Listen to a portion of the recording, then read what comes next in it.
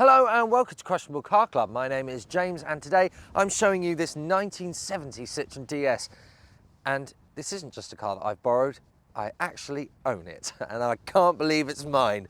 So although I will be making a much longer video, I'm so excited to show you now, I just can't wait. So let's take a look around and I will show you what life is like living, driving and owning this beautiful and very exceptional car.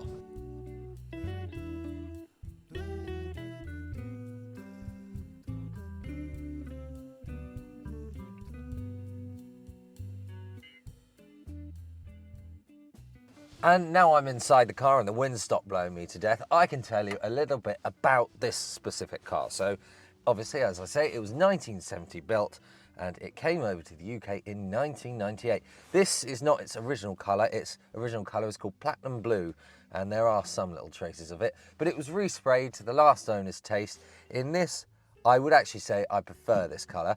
This is still a proper Citroen colour, so it hasn't detracted from its proper charm.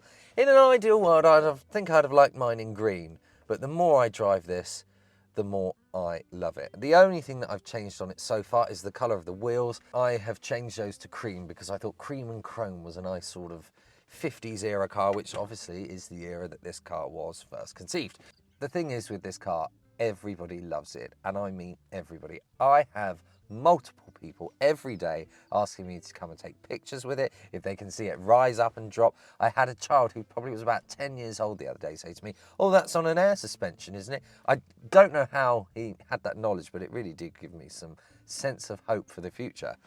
But as it is for me to drive this car, obviously it's a DS. It is the most comfortable car ever made, and I'm sure anyone that sits in it will agree. And I'm going to do a video soon of a compilation of people's faces the first time they sit in this car. It will change your life. And someone did actually comment once that after you sit in a car like this, this becomes the benchmark for how you judge comfort in other cars. And it's completely true. I now get in any other car and I think, oh, there's something wrong with the suspension in this. I don't quite like this. But that is how comfortable this car is. It puts everything else to shame. And remember, it's currently 54 years old. It's incredible. And so we'll come on to the story of how I ended up buying this car. So I wasn't actually planning on buying one. I was sort of in the market, but my budget wasn't very high. A really good DS will go for 30,000. This actually isn't a DS, by the way. This is a D Super. So the DS was sort of the higher spec and the IDs and D Supers were a bit lower, but to me they are all the same, and it makes no odds. But certainly in this car, I'd viewed one a couple of weeks before, and it was £5,000. It needed another engine. It had an engine with it, but it was rotten in places. The interior was very nice. It had come from Cyprus, but it was more of a commitment than I could take on, especially if you've seen my other videos, what with all the commitments that I still have from my other cars. So anyway, this car came up on Facebook and it had been online for 4 minutes. I didn't even notice that it had been that long. I just saw the advert for it and I said, "Where are you?" 4 minutes the advert had been on, and I was the first one to reply. And in the time it had taken for me to get myself sorted and drive to buy the car, or view the car I say, it was only half an hour up the road.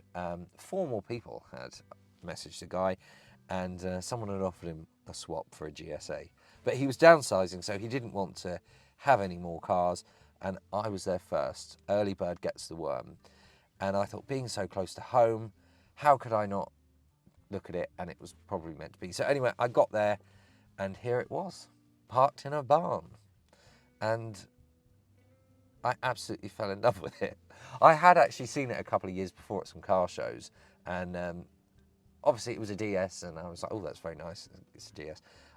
Never thought it would be mine. So I'm going to show you now some of the things that have been done to it, some of the things that need to be done to it, because it does need some work, but obviously it's an old car. So underneath the bonnet, which I have to say is absolutely massive, it might even be taller than I am, but who am I to argue with the designer of a masterpiece, is the spare wheel, the first thing that you will see. And inside it are its jacking tools, and I will show you its very unique way of jacking up at some point. And then behind it, you've got the LHM tank, the battery, which is surrounded by a very unusual and frankly dangerous metal shroud, which then sometimes causes the battery terminals to arc up against it. Other than that though, there's no risk of fire. Now in the back there you have the 2-litre 4-cylinder petrol engine. Originally Citroën did want to have it as a flat 6, but money was getting too much, and rather than develop that as well, they just chucked that engine in. And that is, I think, quite widely agreed that is the only thing on the DS that is less than perfect, is the engine, which is kind of why I don't feel bad when people change them. And I know it's controversial, but in some way, when people, because it has happened, when people convert these to EVs, I feel like it's not ripping the soul out of the car in such a weird way. It's such an advanced car. If it could have been electric, it would have been electric in 1950, whatever. Everyone else had been running petrol. This would have been the first electric. So I don't feel awful, but no, the engine will be staying in this one as it is for now. And you've got spheres over here. Now, the DS was one of the first cars that were ever fitted with disc brakes. So they are inboard on this, and I'm looking at them and I'm thinking, are these going to be really easy to change or hell? I'm going to imagine hell. Nothing on this car is cheap or easy to fix. So yeah, I'm not looking forward to that, but the pads look all right for now, so I don't have to worry. One thing I do have to attend to at some point is this LHM leak that I have coming out the hydraulic pump. As far as I know, that's the only LHM leak on the car, which is quite frankly a miracle. Sadly though, I will have to fix it.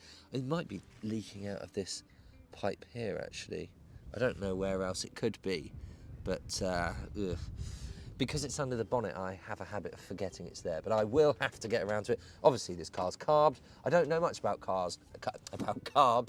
This will be a learning curve for me. I think it needs a little bit of a tune up.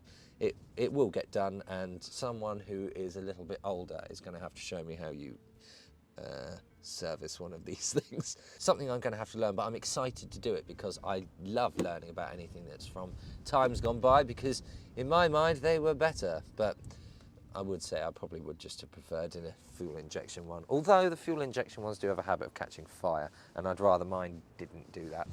Something else that I love about this is that the air intakes for the car are underneath, which is why you have a very big sort of chamber that then goes and cools the radiator. How interesting is that? And that allows the car to have this really lovely flat fronted bonnet rather than a great big grille. And starting with the outside, here are the chrome and cream wheels that I was talking about. Unfortunately, it is muddy here, so I've parked them in mud. And around the other side, I had some help from my friend, the Bearded Explorer, painting these, until I realised this tyre is from the year 2000. So I just said, let's just spray all over it and mess it up. That way it will inspire me to buy the new tyres. So I have ordered it. But at the time of filming, the tyre has not turned up because they're a really stupid, well, they're not a stupid size, they're just a size that no one makes anymore. There's a little bit of rust here. Some of these panels do have rust, but being a DS, they are all easily removable and fixable. The bottoms of the doors, they can rust, but they were repaired a few years ago, so that's good. It saves me that problem. And everything else is sort of okay. This car was covered in stickers, and unfortunately, some of them have left marks. So I'm either going to mop that, but then there's a little bit of cracking here. So what I might do is just have the boot lid repainted again. Another little bit of rot there. But like I say, especially the rear wings, come off with one bolt. I will demonstrate that in a later video. And, there you go. There is some of the original colour. I don't know why it's on there. Rust-wise, it is not rust-free. It has a little bit here and there.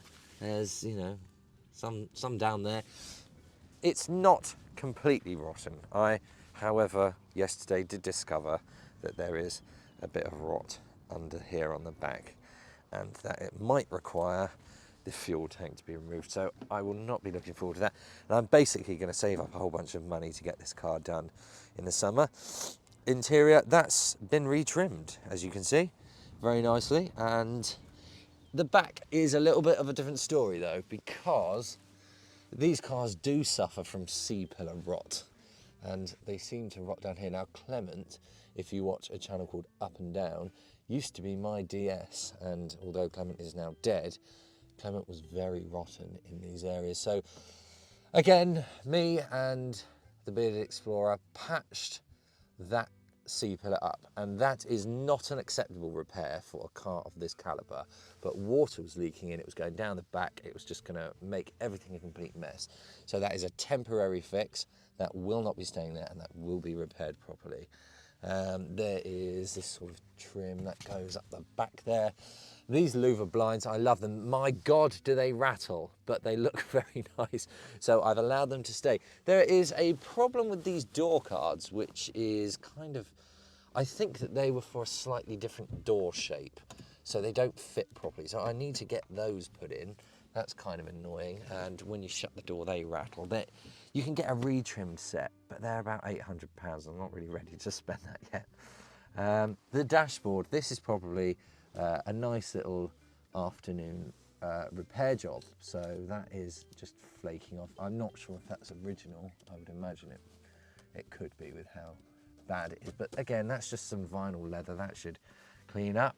The roof looks like it's been mouldy at some point. This vinyl could do with cleaning as well, but overall not too bad.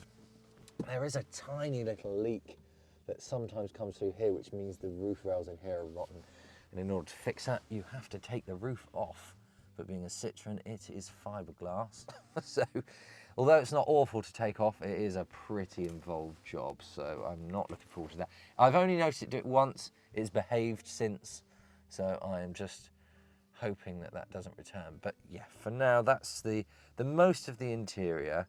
Oh, and I should just add, I have no idea what the mileage is. It could be 148,000 kilometres. It could be 248. The difference between those two numbers is quite vast. And these speedo readings don't tell you where. So I believe that 40 kilometres is actually the line. They're read on the, so you have no idea what speed you're doing. It's a bit of a nightmare, but very, very French. Of the things that I dislike about this car, which is basically nothing, the only gripe I have with this car is the heating system. And let me explain why. It is the most confusing system in a car I think I've ever encountered. So you have a vent here, and obviously a vent on that side, and a button in the middle which forces the air through them. It's only on one speed, the fan, which is fine. The only problem is it forces air through this vent and through the vents in the dash, but not the side vent. The side vent only lets air through that is coming directly from outside, so it adjusts its speed as you move. Weird, but okay, whatever. Now comes the problem. The heating is out of this tiny little vent, which breathes on you like this, like it has emphysema, and that heats up basically nothing at all because it blows there, and so it warms the back of the tax disc holder. The other problem, therefore, is that you have air that comes out of here up to the windscreen, but also at that same really, really weak wheeze. So you get no warm air in the car. So if you're cold, you just have to suffer. And I've asked other people questions, and some say, oh, well, yes, it's warm, it's fine. It's not warm enough for me. I need hot air constantly. And this does nothing. This looks like it's an air vent. It isn't. It's just, I don't know. You just hide stuff in it. Cheese or something. As if that wasn't confusing enough. You have these buttons down here to aim the air wherever you like. But then these buttons on the side that can also change the direction of this vent upwards or down. I've got no idea. If someone would like to leave me a very, very long comment explaining how the hell you work this system, please do. I have an owner's manual here, or some sort of one. I have read this many times. It makes sense, but then actually applying it in the real world, it's not happening. I give up with it.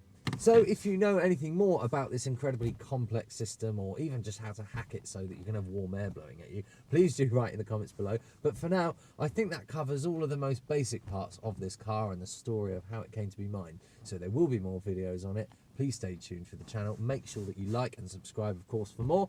And I will see you next week with another episode on Questionable Car Club.